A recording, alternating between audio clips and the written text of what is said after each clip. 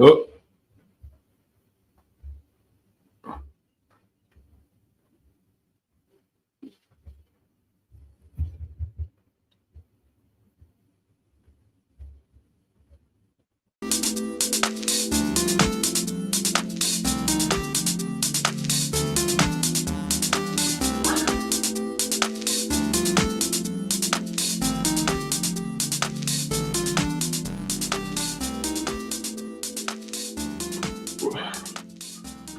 Well, what's up, everybody? It's me, Robert Phoenix, broadcasting to you live from rainy Texas.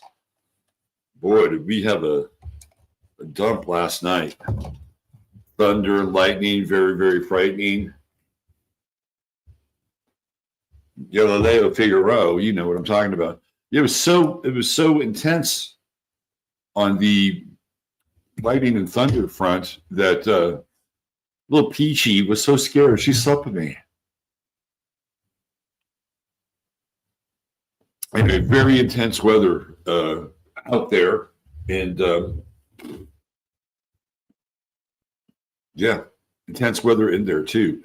We are in intense times, aren't we? The cancerous rot of the LA riots now seems to be spreading according to plan. And we're going to get into it again in a big way today over on 15 Minutes on Rumble. So if you guys want to check that out, get your daily dose of dour deconstruction. How about that? The 4Ds, the daily dose of dour deconstruction. I could have used depressing, but I decided not to, because that's not the right word to use. Dire. I can throw in dire instead of dour. Anyway, we're going to get into it. And a lot has happened overnight. There's so much more information coming out about organizers and funding. And man, it's I gotta say, it's starting to feel kind of like a 1917 moment. And if you go back and you look at the Bolshevik Revolution was about 10 years in the making, really, from like start to finish, when they're going through the planning and the funding and trying to get Lenin to Russia, because that was a big deal. Lenin was kind of exiled from Russia. And we are now, since 2016, we're almost at that 10-year mark. 2016 being when Trump was elected, and we had the so-called Purple Revolution, which I talked about over on Quite Frankly. Anyway, I'll get into all of that over on 15 today. Let's talk about the weather. By the way, raise your hand if you had somebody where you were part of a difficult conversation yesterday. I had at least two. Look, I have difficult conversations with clients because their lives are at times quite difficult. But the two conversations I had that were difficult were not with clients. And we're still in that space. We're still in that zone. And just file that away. Like we're in a stretch here over the next 6 to 7 days where communicating is challenging, to say the least. And I'm gonna change glasses. I'm going with a different theme. There we go.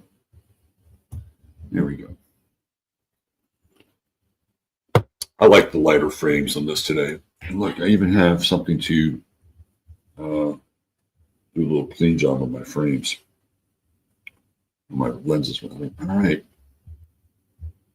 Here we go. All right, let's see what we got. The new next, Hump Day. What's up, Mr. OKC? Barber Boots. A pair of wolves, amazing creatures. They believe attacks on them are unjustified. The wolf is my spirit animal. I live with wolves. Seriously. I lived with wolves for a couple of months. And it was one of the fucking highlights of my life. Janice Phillips. She's here. Let's see who else we have here. Jackie Delario. Misbehaving too. Janine. Elena Walker. Finally got back from my California adventure and driving a cargo van home to it. I never want to drive anything big through the mountains again, but I'm glad I did it once. Today I'm pulling Canadian thistle that tried to take over my lilies. You know what they are? They're migrants. They're illegal. Those Canadian thistles crossed that border and they didn't have the right passport to be in your garden. Pull them out. In fact, send them back to Canada.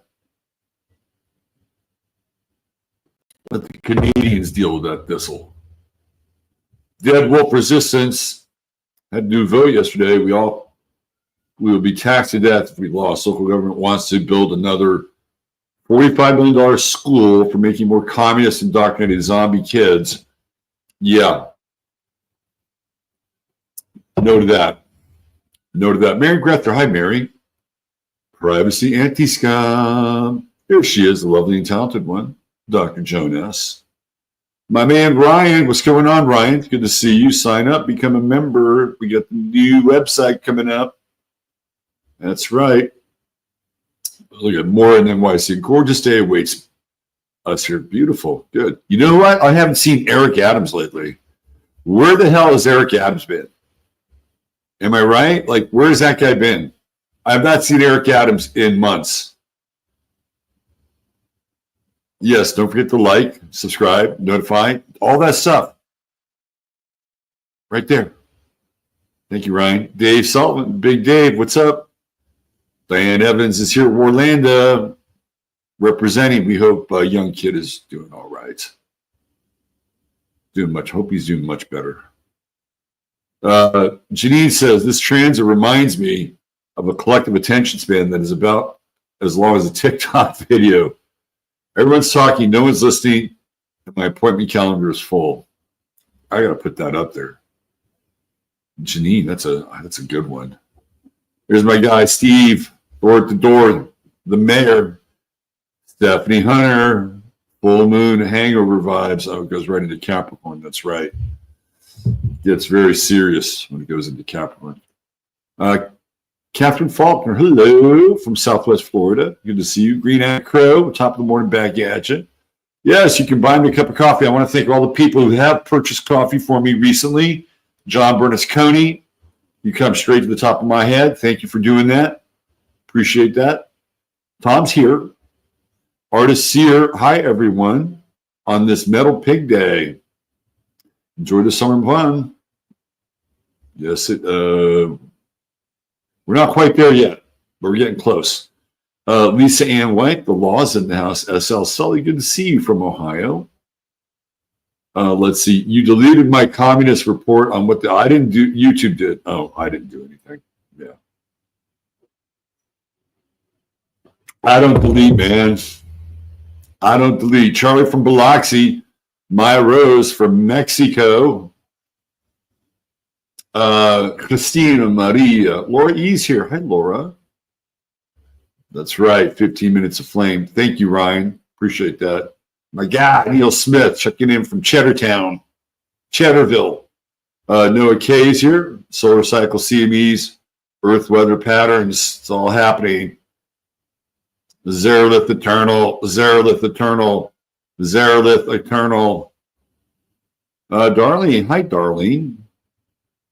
Thank you all for the prayers, YK. He's doing so much for it. Oh, good job. Good job. We're happy that YK back in the swing. Vivi, too reminiscent of Atlanta riots in the summer of Floyd. Stacks of bricks everywhere. Yep. That's right. You get a reading from yours truly. Thank you again, Ryan. Hamilton. You and Neil. You and Neil over a cup of very hard cider would have a good conversation. I'm telling you. The Bisu. Robert, you may find Karlin Borisenko's channel of interest. Karlin Borisenko. Let's see. Karlin Borisenko, the journalist. All right. I've never seen. Okay. Thank you. Decode the left. Beautiful. Thank you. Sounds like she'd be a really good guest. I appreciate that, Sharon. I just looked her up. Stephen, the Jupiterian.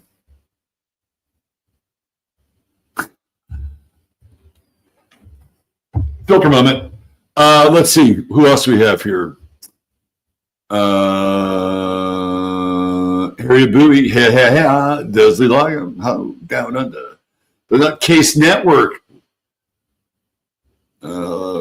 Anybody else? Anybody new? Kabuki Theater. Christy Walton of the Walmart family is sponsoring the No Kings.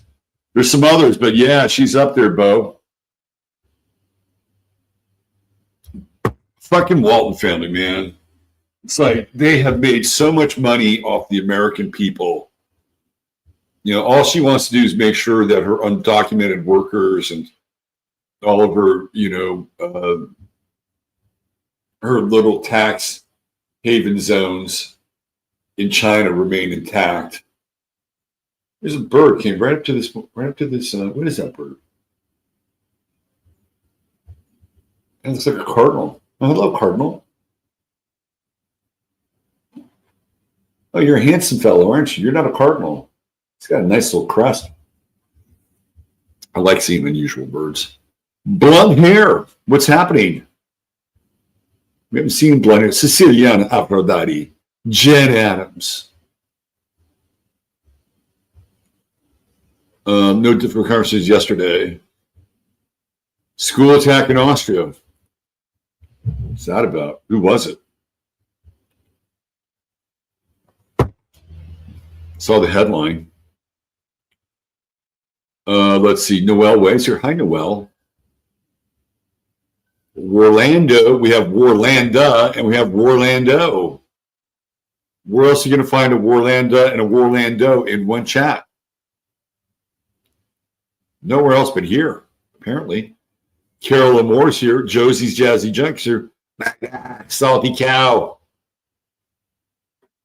Going full cow. WC Ray. What's up, Robin?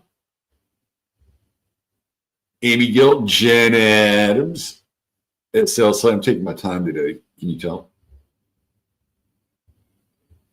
Let's see. You guys are something else, man. Yeah, hey, thank you, Tom. The bridge event in October. It's going to be lit. It's going to be lit, as the kids say. Me and David Palmer, the Leo King. We're going to be there. We're going to be doing our thing. We're going to be bringing the light. Bringing the light as light workers. Working the light. Let's see. Who else we have here? Should we get going? Catherine Rosen. There she is. Been thinking about you, Catherine. I am catching a real bad vibe. I'm Bo. I'm telling you, man. It's not good. These people are going in. I'm telling you right now, they are going in. Os Azules. Road Atlas checking in. What's going on? We got a Laurel Jubin sighting. I have a hat that would look great with that shirt, Robert. I'm open to it. Let's see. Boudica Rising. Hi, Boudica Rising. Esperanza. All right, Donna Eve. All right, let's get going. I could be here all morning just talking with you, which is always one of my one of my joys, honestly. Let's see. Why do I always do this? Note to self. Don't do this again.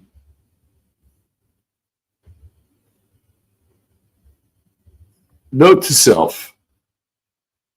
Do not do this again. Okay, here we go. Here we go. Here we go. Here we go. Here we go. Here we go. Almost there. All right, right there. Let's do that. I just have to. Let's see. Yes. Yes. That's easy.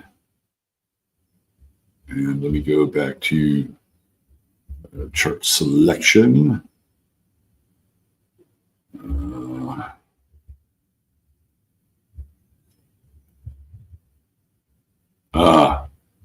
Thank you. Thank you, Astro.com.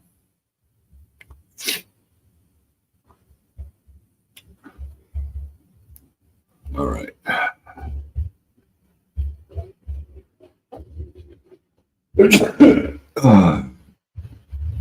Okay. For those of you who may be familiar with my truck drama, I actually get my truck back today. Oh my God.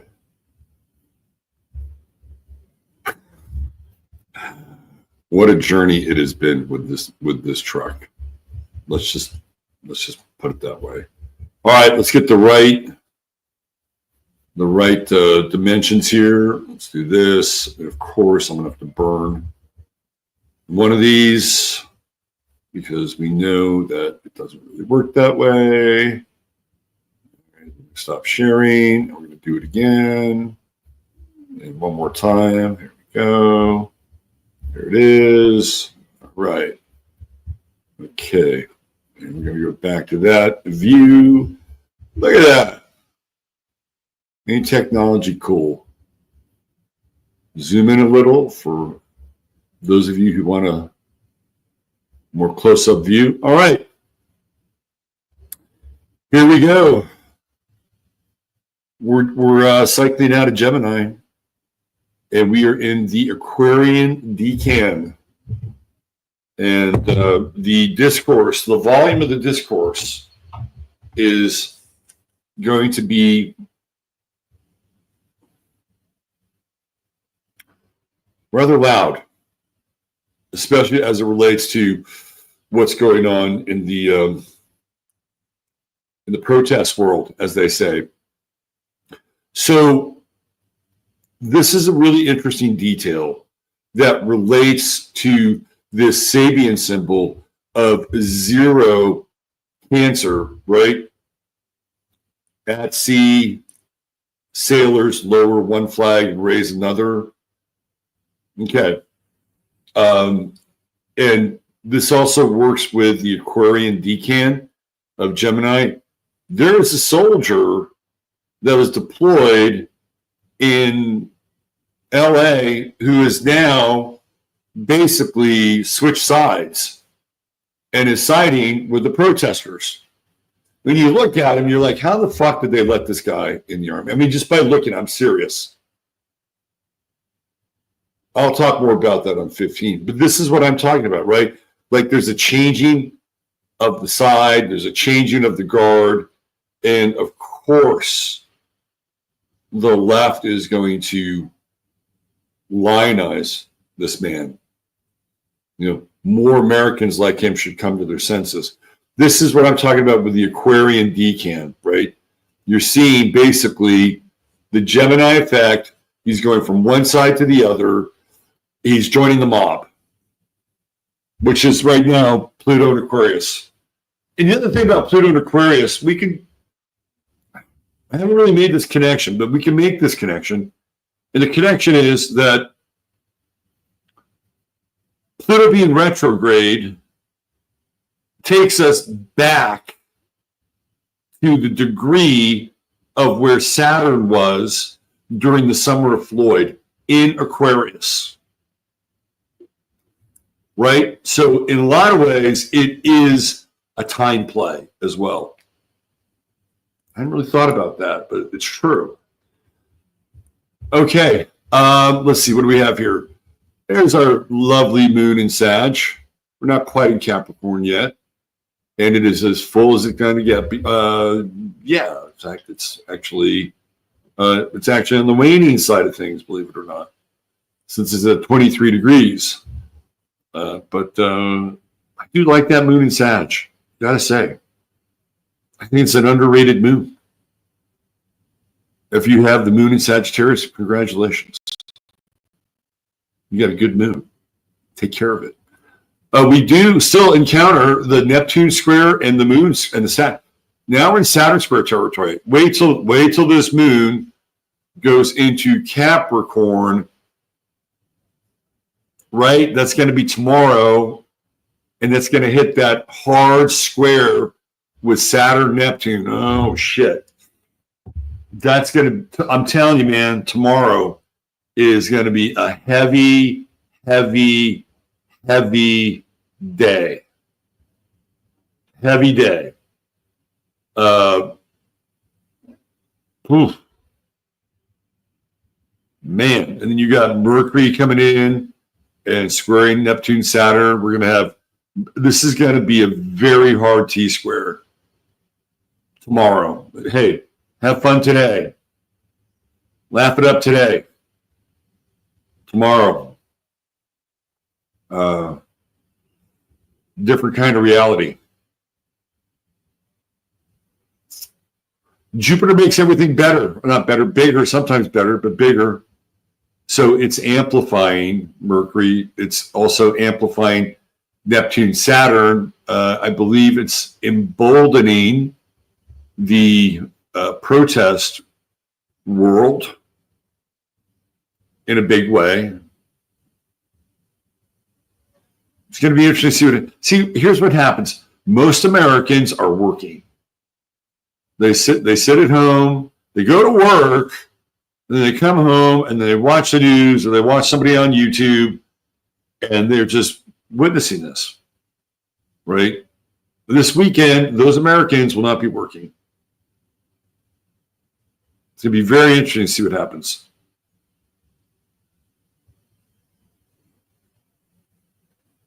Look, I ain't gonna lie. There's part of me that when I see the protesters, rioters, people that like going into that sushi restaurant the other night made me sick to my stomach.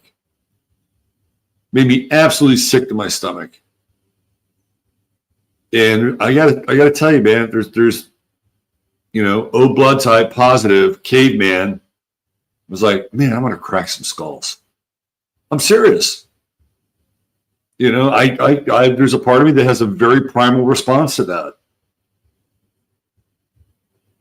It's got to be my Mars, and Jupiter is amplifying my Mars right now. My Mars in my 8th house. And Mars in Cancer is the Mars where it is a defensive Mars, right? It's like when somebody does something, Mars in Cancer kicks in and says, whoa, that's not going to work here. It is a defensive Mars. It is a protective Mars. And right now, Jupiter is making my 8th house Mars swell a little bit. So I have to be selective at times when I watch this stuff because I actually get really pissed off. And I can only imagine where the majority of the populace is going with this. Now, finally, I'm talking about it, but finally last night, yesterday, Karen Bass, the ambassador to Cuba when she was in her early 20s, declared a curfew in that one area. She didn't do it on her own. It took her a couple days to do it. A couple days and millions of dollars worth of damage, but she finally got there. Isn't that nice? Good job, Karen. We're in Grand Trine territory today. Mars, Moon, and Chiron. I think today is a day where you're gonna run into people with very strong feelings about it. So what's interesting is that we're now in the throes of a collective event. This is a collective event. This is a worldwide event. There are commentators from all over the world commenting on what's going on in the United States. Some are conservative, some are not conservative. They all have their opinions, just like here. And today is one of those days that bleeds into the collectivity of our experience. There is a righteousness in the air. A righteousness. And Mars Moon is very passionate. The trine is very passionate about said righteousness. Now, we have Chiron in Aries. And I guess Venus is sneaking in there. But Chiron in Aries, this can go a couple ways, right? Chiron in Aries is it's the wounded human, because Aries represents the human. That's what Aries represents. It is the energetic pattern of the human. Taurus is the physical manifestation of the energetic pattern of the human. So when we see Chiron here, it is representing the wounded human, right, in Aries. And you can make a case that the migrants are wounded people because of their poor and distressed background, and they have no one to stand up for them, and the evil ice monsters are there to take them away. The reason I'm saying this is because the left could really plug in to this grand trine easily. And so can the so-called right or the more conservative. Usually the big patterns in astrology tend to be agnostic. So you read them for both teams. Now remember, Chiron is going through the U.S. fourth house right now. Happens every 50 years in this country. So if we went back 50 years, let's see, I am 1974. 1973, 1974, Chiron is going through the fourth house. Do you know what happens during that time? It's the overthrow of Richard Nixon. And for all intents and purposes, the figurehead of the U.S. government, it was a coup. It was the last time Chiron went into the U.S. fourth house. So there's a lot going on there, isn't there? We still are in the midst of this Venus-Pluto square. And the psychological heaviness of the Venus-Pluto square cannot be denied. I had this one conversation with somebody yesterday who is trying to extricate themselves from a very Venus-Pluto square kind of relationship. Venus-Pluto squares are entangled. You know, remember I was talking about Orpheus and or Eurydice series and Persephone, like that whole relationship with the underworld, the god of the underworld. This is it. This is that square. This is the Venus-Pluto square.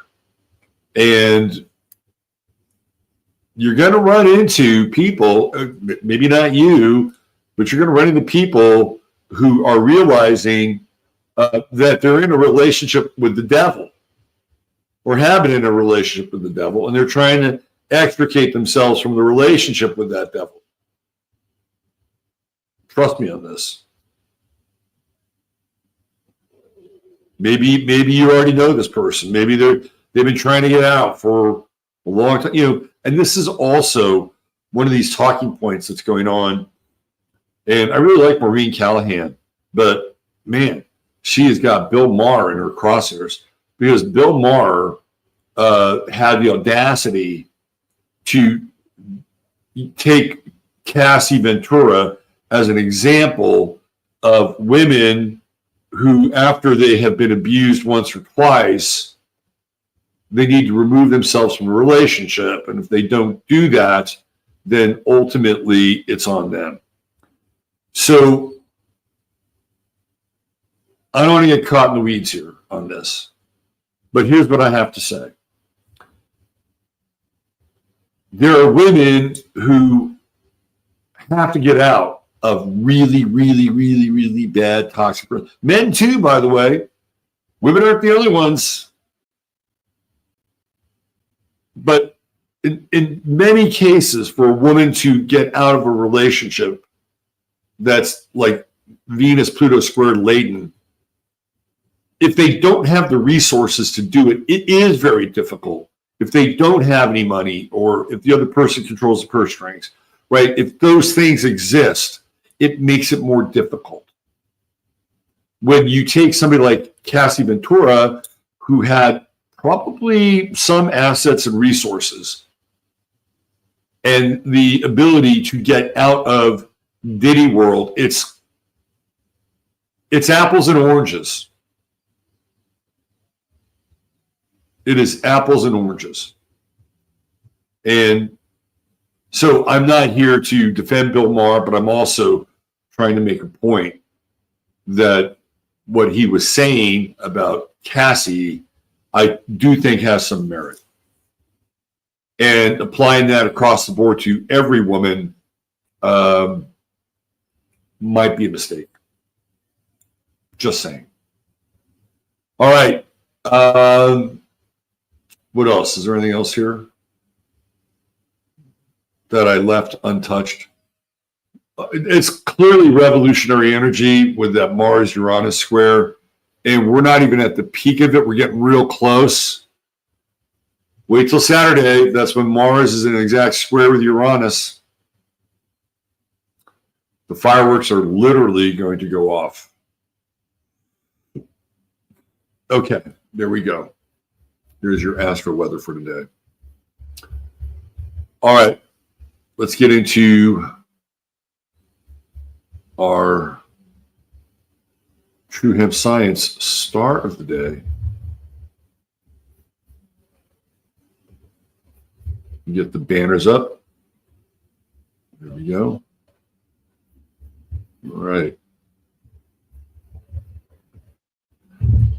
There he is, the one and only Cool Joe Montana.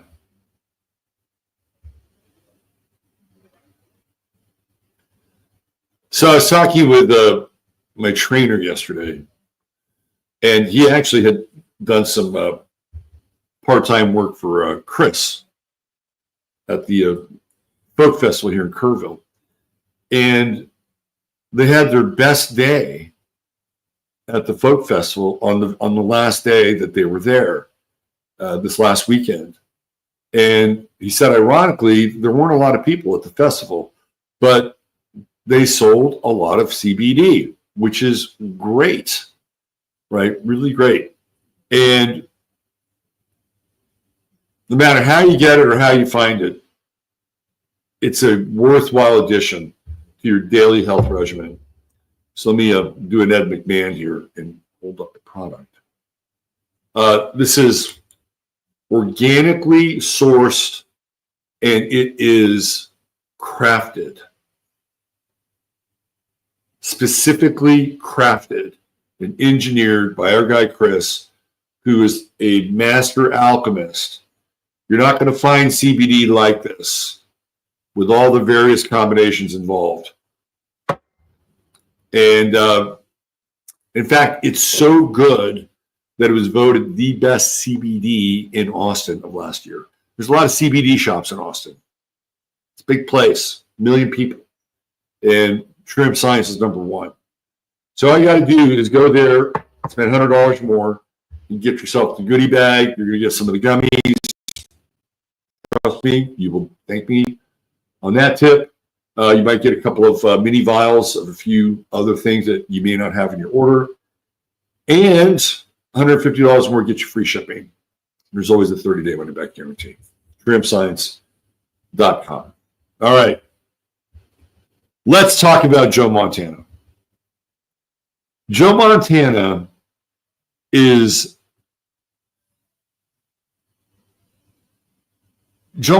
has archetypal heroic vibes. Joe Montana is an interesting blend of Mercury, because he's a Gemini, Mercury, Hermes, and Apollo. Right? I mean, just look at Joe. This is young Joe Montana. And first of all, he's athletic as hell, right? He's good at every sport he plays. He's a really good football player. Joe Montana knew who he was. Just look at him. This is the look of absolute confidence. And this is young Joe Montana. This is not fourth Super Bowl Joe Montana. This is, hi, I'm Joe Montana from Monongahela, Pennsylvania. 70s long hair Joe Montana. And how does Joe manage that? Well, he's got his son in the 9th house, which is actually a really good placement, by the way. And there's a reason why the guy next to him is in this picture, which I'll get into. And Joe is a Gemini. He was hard to tackle, slippery. He was mercurial. And he has some interesting things going on with his son. He had Jupiter, Pluto, right there at the end of Leo. This is the same Jupiter-Pluto conjunction that Bill Gates has, by the way, in the 2nd house, right? Makes him all that money. It makes Joe Montana a star in team sports. 11th house is team sports. So he has immense power in that arena. In other areas of his life, Joe didn't have the best track record with women. I'll get into that. But the Jupiter-Pluto conjunction left in the 11th house, he was a star, and his teammates, guarantee you, loved him. They loved him. So what do we have here? We've got a Sun, Jupiter-Pluto sextile. It's a nice sextile, right? Gotta like that. What's Mercury doing? He's got Mercury right at the beginning of Gemini. Right there. It's in the 8th house. And his ability to process information on a football field, almost unparalleled. Right? And what does he have here? He has a sextile to Moon in Leo, conjunct Uranus in Leo in the 10th house. That's what you call quick processing and intuition. So if we can look at this chart, we can see the skill of Joe Montana as a football player. He has Cancer on the midheaven, and he's a folk hero. Joe Montana is the modern day Joe DiMaggio. You know, Joe DiMaggio, after he played baseball, had a long fucking career in commercials. In fact, he was Mr. Coffee. Because Joe DiMaggio was iconic. He was part of the American story. Joe Montana is the latter-day Joe DiMaggio. And he's turned himself into quite the pitchman. He has Neptune, Libra rising. Of course, look. You're looking dude, right? Libra rising. Neptune in the 1st house. Now, this is where he gets into trouble. I think Jennifer, who's the 3rd wife, Joe Montana met, I think, his 2nd wife on an airplane, and they got married like 30 days later or something like that. Cassie, I think that's her name. Joe made some interesting decisions with women. And Jennifer Montana, people that know Jennifer know she's like not easy to be around. like Joe's in the spotlight, but Jennifer is always sort of commanding negative attention. Not quite like Bill Burr. Like Joe can still be Joe, but trust me, Jennifer's presence is, he's not, I mean, literally, he's almost always with her, right? And here's the inconjunct down here with Mars. He's got Mars in the 5th house. It's good for sports. He's got a grand trine here. Mars, Venus, Neptune, right? The thing about Joe Montana, if you have ever followed, he's never pissed anybody off. He's never said anything controversial,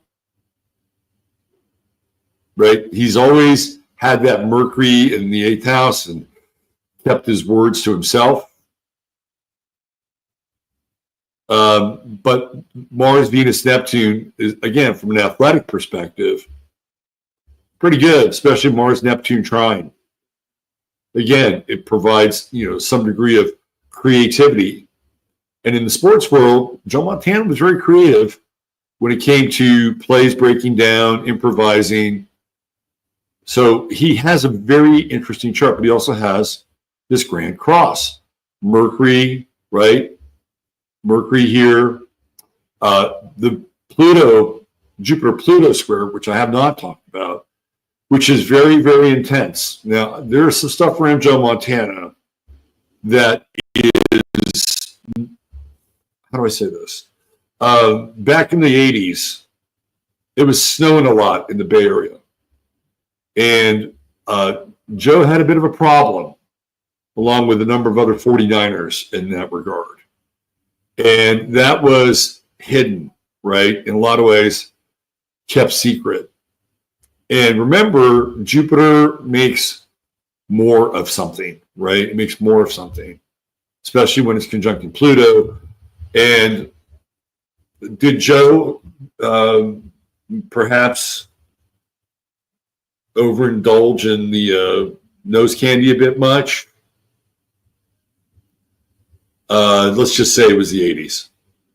And there's a period where he hurts his back and he's out for a while. And I was always dubious of that.